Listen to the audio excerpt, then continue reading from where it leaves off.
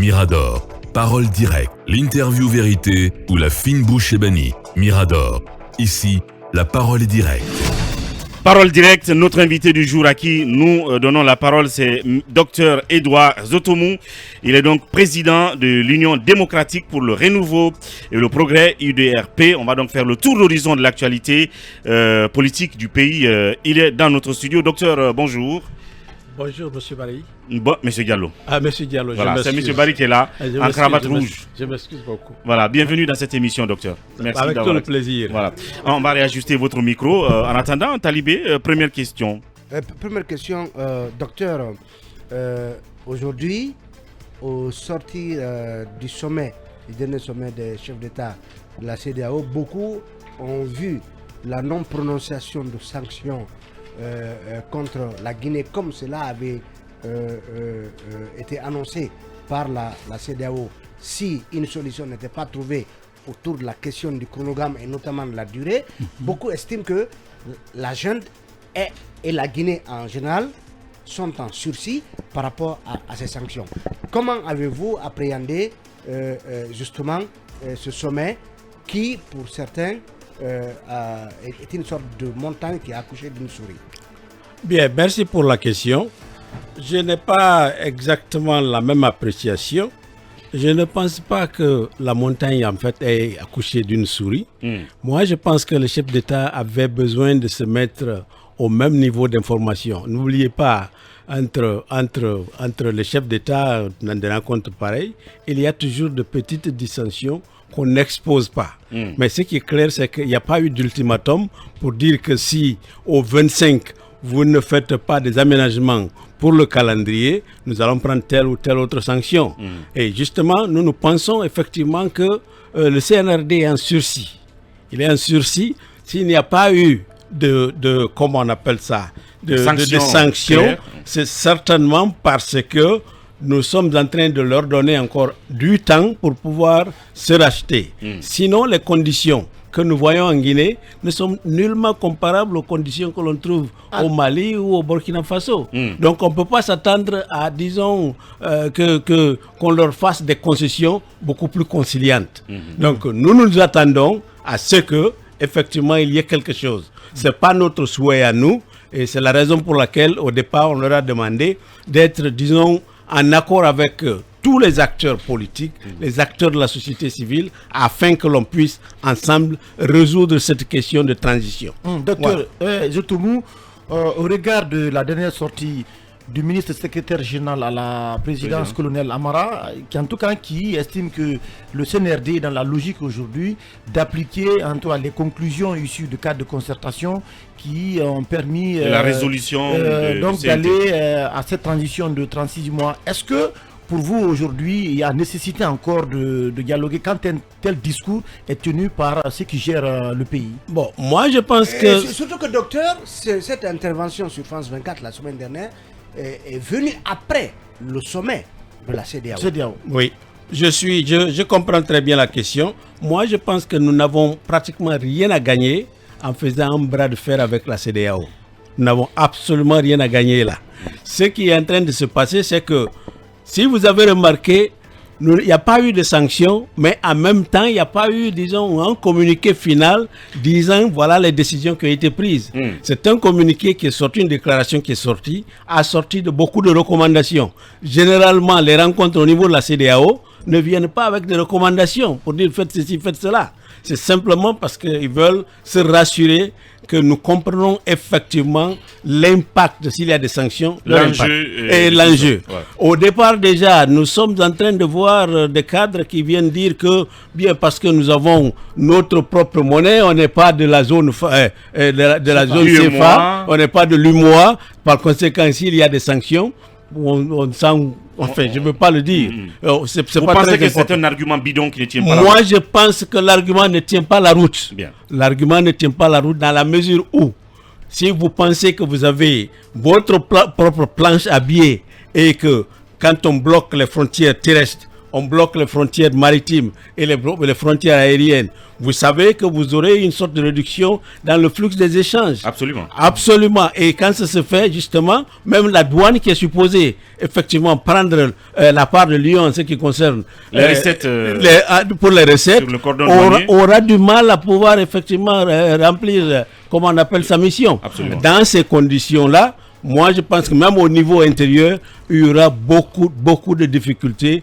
Et finalement, c'est la planche à billets qu'on va mettre là même pour payer les fonctionnaires. Dans la foulée, il y a le FNDC qui annonce cette marche pacifique à partir du 23 juin parce que le front estime que le CNRD ne veut pas faire suffisamment d'efforts pour l'ouverture d'un cadre de dialogue.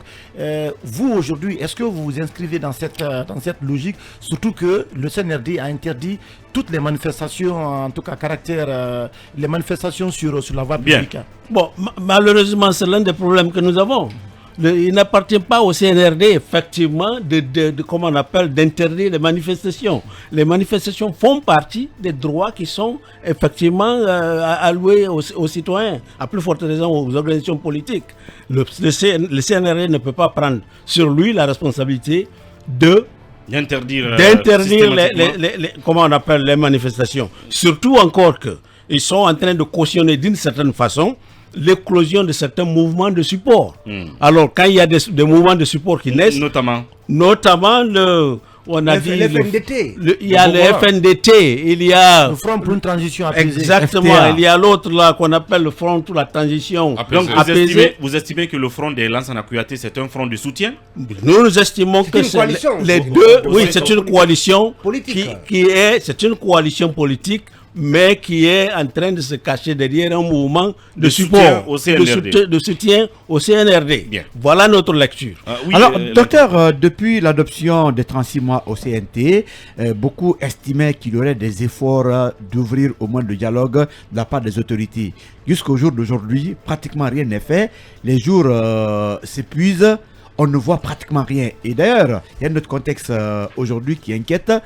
Beaucoup d'officiers, selon les informations, dans les camps, sont en train d'être arrêtés. Est-ce que vous êtes inquiet?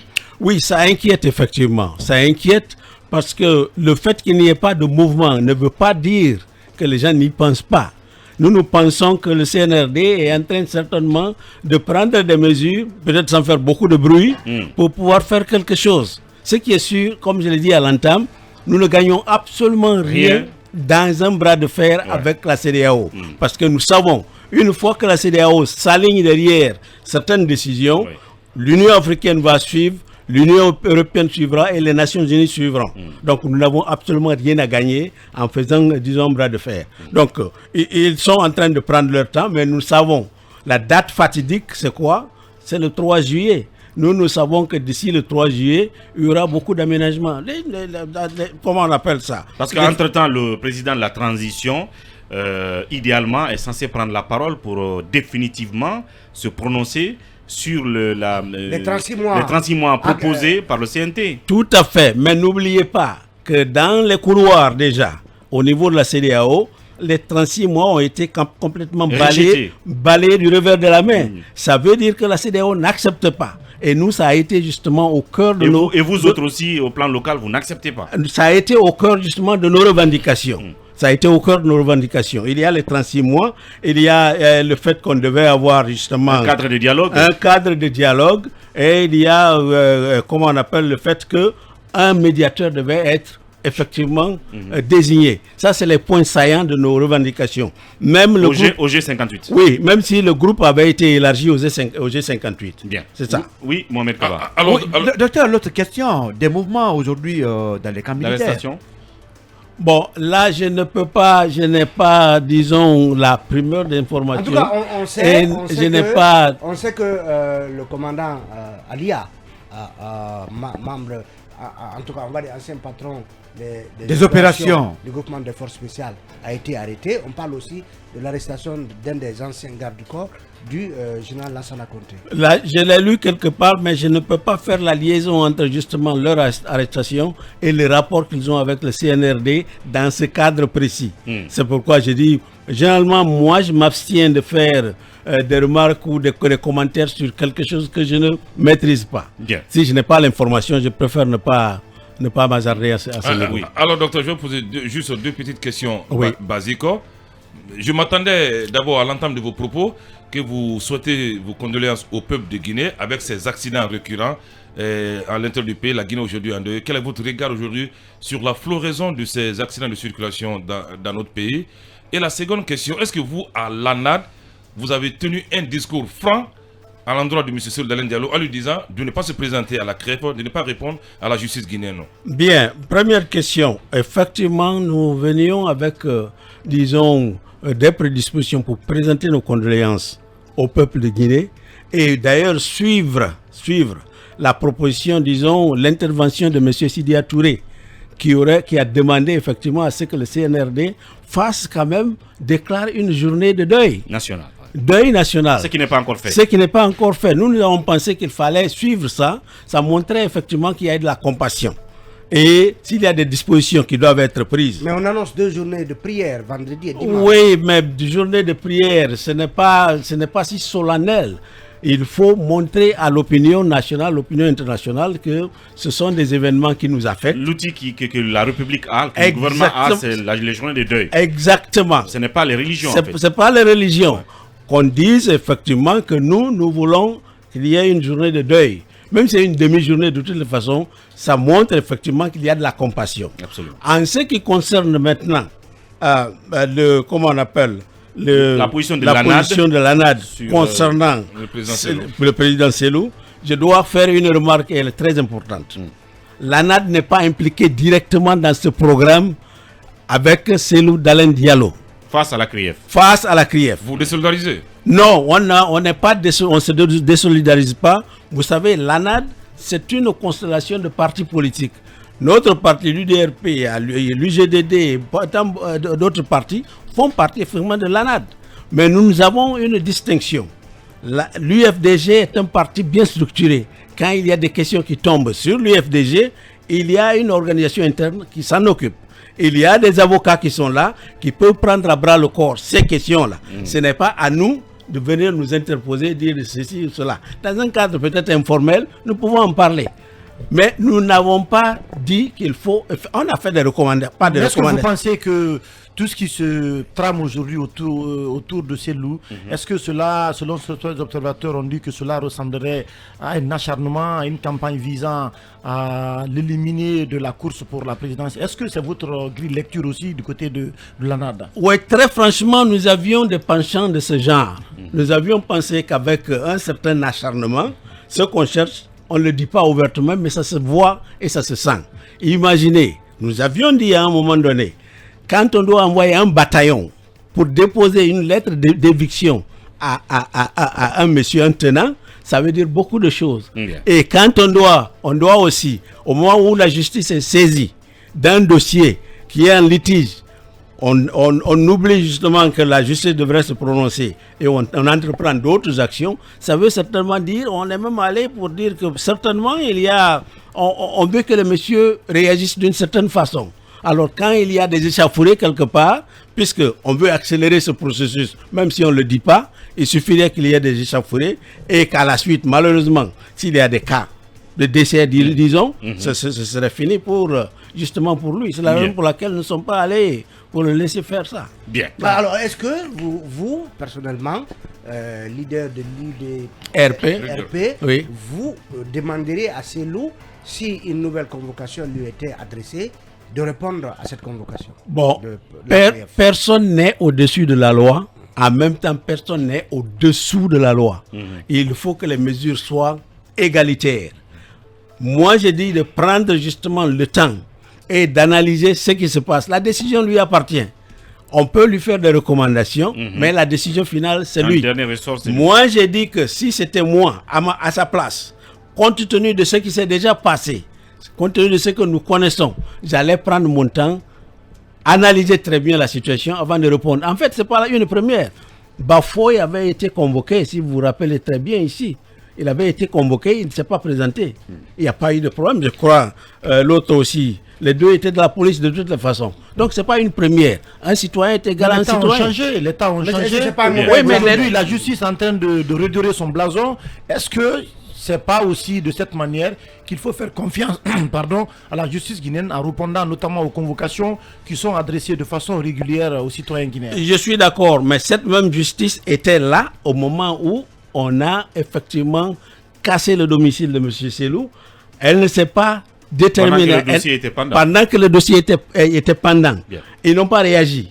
C'est la même justice. Donc, sauf si c'est une justice à deux vitesses. Bien. Oui, Akumba, un commentaire, une question.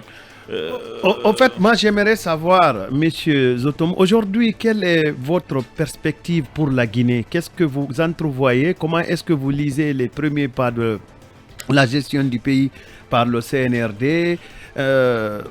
Je suis sûr que vous êtes le doyen de tous ceux qui sont, en tout cas du point de vue âge, vous êtes doyen parmi tous ceux qui sont là-bas. Quel est le conseil que vous pourriez... Pas au CNRD, au CNRD. Pas forcément. Quel est le conseil, peut-être que Béa, excepté Béa peut-être. Quel est le conseil que vous donneriez aujourd'hui à ces nouveaux gestionnaires de notre pays? Bon, non, moi j'ai pensé de toute façon que si... Au départ, il y a eu de l'engouement lorsque le CNRD a effectivement pris le pouvoir. Il faut dire que cet engouement s'est quelque peu estompé. Les gens voient une différence nette entre ce qui a été dit, les raisons pour lesquelles effectivement le pouvoir a été pris et ce qui est en train de se passer maintenant. C'est à cause de ce divorce-là d'ailleurs qu'il y a des problèmes avec l'ANAD. Sinon, l'ANAD a été l'une des coalitions, les premières coalitions, effectivement, à supporter, à même faire du lobby pour que le CNRD soit, enfin, qu'on le laisse tranquille, afin qu'il traduise en actes concrets les intentions qui les ont poussés, effectivement, à prendre le pouvoir. Mais ça ne se fait pas.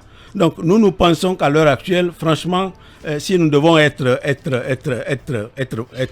honnêtes, la transition n'est pas en train d'aller dans la bonne direction. Dans le bon sens. Oui, mais monsieur, docteur, un de vos collègues ou anciens collègues de l'ANAD n'a pas la même lecture que vous. Abouga Bogola, qui est l'un des initiateurs même de ce mouvement de soutien à la transition, le Front National de défense de la transition. Est-ce que vous comprenez la voie prise, la démarche de Bogola, qui lui désormais, et on voit ses écrits, défend clairement le CNRD et ses actions? Oui, ben vous savez, il y a des questions d'intérêt dans tout ça, les démarches que les gens, les uns et les autres font.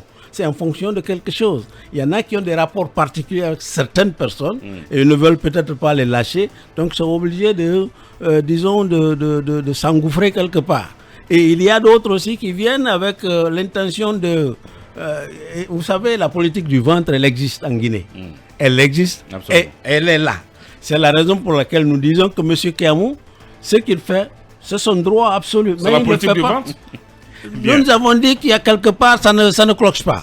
Nous avons dit que s'il s'engouffre, il est derrière un mouvement de soutien, il a ses raisons. Seulement, il ne le fait pas au nom d'une formation politique membre de l'ANAD. C'est ça qui est important. Alors, on a parlé entre-temps de manifestations tout à l'heure du FNDC qui menace de battre le pavé à partir du 23.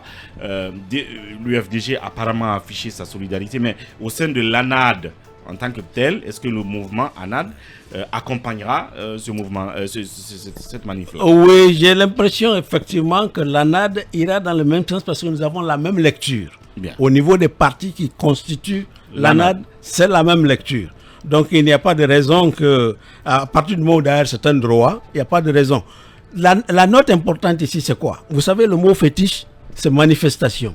Dès que vous dites manifestation, automatiquement, on dirait que les gens sont formatés pour penser directement à la violence. Or, une manifestation, moi seul, je peux manifester.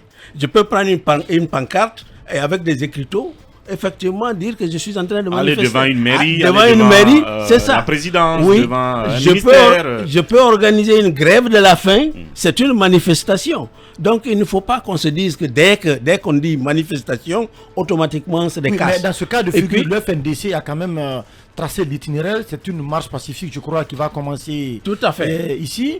Il y a des craintes parce qu'il y a le pouvoir central aujourd'hui qui interdit toute manifestation. Dans ce contexte-là, est-ce que vous ne craignez pas aujourd'hui, des violences, notamment à l'issue de ces manifestations qui sont organisées sur la voie publique? Pas du tout. Des arrestations? Des arrestations, d'accord, mais sur quelle base? Des arrestations parce que vous marchez?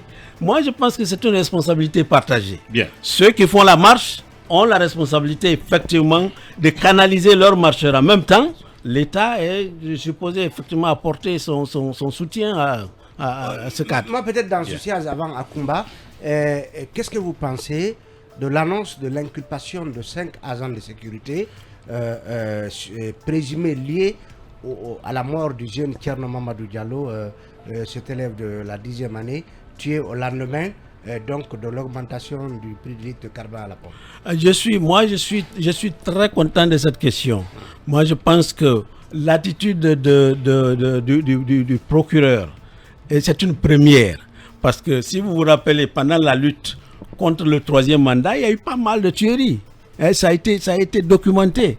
Mais c'est la première fois, effectivement, il y a eu un bon timing. La réponse a été prompte. Dès qu'il a été annoncé que le jeune homme a trouvé la mort dans des circonstances d'ailleurs qui n'ont pratiquement rien à voir avec des manifestations, parce que les manifestations n'ont pas été appelées, c'est un mouvement spontané. Alors si le procureur a pris le soin justement d'engager une enquête et même de mettre derrière la main sur certaines personnes, nous pensons que c'est une très bonne démarche. Bien. Voilà. Alors, dernière question. Docteur Zotomo, des médias français, notamment Africa Confidentiel, Africa Intelligence, ont annoncé que l'opposition a eu des réunions discrètes avec des acteurs du FNDC pour l'organisation de cette manifestation en vue. Et le média précise même que le RPG n'a pas été associé à cette réunion. Est-ce que vous avez eu vent de cet événement, d'une telle réunion? Non, je n'ai pas eu vent de cette réunion. Vous savez, j'étais pas ici, j'étais aux États-Unis. Mais est-ce que l'attelage, le binôme G58 RPG Arc-en-Ciel et Alliés va parler de la même voix au sujet de cette manifestation du FNDC? Là, je ne peux pas confirmer parce que le G58, comme on l'a dit, c'est une constellation de partis politiques. Chacun agit comme il entend. Bien. Ce n'est pas une coalition qui agit ensemble. Mais vous avez les mêmes revendications que le RPG aujourd'hui, oui. Le G58 et le RPG. Je suis d'accord. Vous avez les mêmes revendications. On avait ces mêmes revendications au moment où des gens allaient participer justement au cadre de concertation que nous avions décrié. Donc, ça ne veut pas simplement dire parce qu'ils sont là, on est d'accord avec ce et que vous entendez sur tout. Voilà, qu'on s'entende sur tout. Bien. S'il y a un consensus, je crois que c'est déjà l'essentiel. Ah ouais. Alors, peut-être si vous avez un dernier mot à l'endroit de celui qui tient les rênes de cette transition en tant que doyen et en ce temps de sursis que nous avons avant le 3 juillet, quel message vous avez envoyé au palais Mohamed V à Mamadi Doumbouya? Oui, là je voudrais simplement attirer l'attention du colonel que si effectivement il est venu dans le cadre de pouvoir effectivement, disons, mettre en place des institutions pour que l'on passe effectivement de l'état de non-droit maintenant là, à un cadre constitutionnel, il faudrait qu'il évite effectivement un bras de fer avec la CEDEAO. Parce que s'il y a des sanctions qui tombent, peut-être que eux et tous ceux qui sont nantis ne subiront pas l'impact de ces sanctions. Mais la ménagère va effectivement sentir. Et les crises seront là.